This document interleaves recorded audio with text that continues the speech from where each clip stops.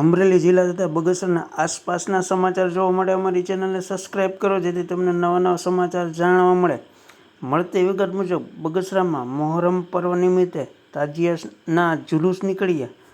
મળતી વિગત મુજબ બગસરામાં મોહરમ પર્વ નિમિત્તે દર વર્ષની માફક આ વર્ષે પણ શાનદાર ઉજવણી કરવામાં આવી હતી, જેમાં 35થી વધુ તાજિયા અવનવા રંગરૂપ સાથે જોવા મળ્યા હતા. દર વર્ષની માફક આ વર્ષે પણ બગસરાના સમગ્ર વિસ્તારમાં ચા, નાસ્તો, દૂધ, કોલ્ડ્રિંક, બદામ શેક, ભજીયા, ગાંઠિયા સહિતનો નાસ્તો લોકોને ભરપૂર કરાવી મુસ્લિમ બિરાદરોએ ધન્યતા અનુભવી હતી. તેમજ બગસરા પોલીસ દ્વારા સારો એવો બંદોબસ્ત ગોઠવવામાં આવ્યો હતો, જેમાં ડીવાયએસપી સોલંકીના માર્ગદર્શન હેઠળ PI Saluke, PI Kolandara, PSI Gadhvi, PSI Dangar, police staff, home guard જવાનો સહિતનો કાફલો સતત ખડેપગે રહી બંદોબસ્ત જાળવ્યો હતો. બગસરામાં હિન્દુ મુસ્લિમ સમાજના લોકો આ મોહરમ પર્વને અનેક લોકો માનતા રાખે છે, જેમાં શ્રીફળ, ચાંદીની આંખ તથા આળોટવાની માનતા રાખી અને મોહરમમાં રાખેલ માનતા પૂર્ણ કરે છે. તેમજ ગોળ, નિમક સહિતની વસ્તુ પોતાના બાળકને તકલીફ દૂર કરવા માટે તેને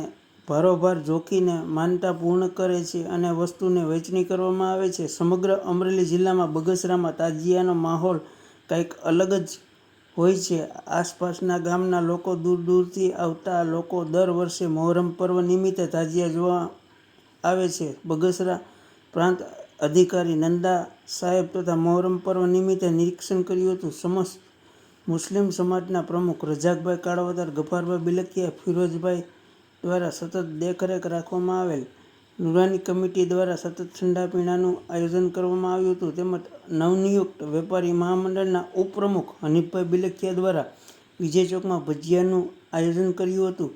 ચોમાસાનું વાતાવરણ હોવાથી વરસાદના હોવાને કારણે મોહરમ પર્વ બહુ જ સારી રીતે મનાવવામાં આવ્યો હતો.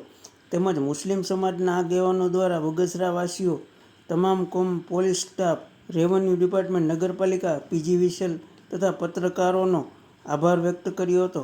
રિપોર્ટર સમીર વિરાણી, બગસરા.